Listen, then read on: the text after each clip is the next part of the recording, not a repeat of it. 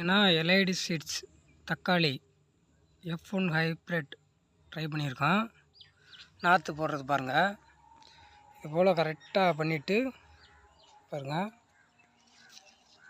தண்ணி கீழே போகிறதுக்கு வழி விட்டுறணும். தண்ணி அதிகமாக நின்றாலும் செடி அழுக தெரியும். அதிகமாக வெயில் இருக்கக்கூடாது, அதே மாதிரி சன்லைட் வராமல் இருக்கக்கூடாது.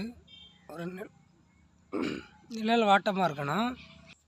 நாற்று எதுக்காக நம்மளே தயார் பண்ணுறோன்னா, நம்ம நர்சரியில் பார்த்திங்கன்னா கோயர் பித்து தென்னை மஞ்சி அதில் தான் ரெடி பண்ணுவாங்க. கண்ணாடி மாதிரி இருக்கும், அது உடனே உடஞ்சிரும். இது மாதிரி மண்ணில் போட்டு போனோம்னா கொஞ்சம் செடி கெட்டியாக இருக்கும். இது தண்ணி வர்றதுக்கு வழி, மேலே பெருகி லாஸ்ட்டாக வர்றதுக்கு வழி.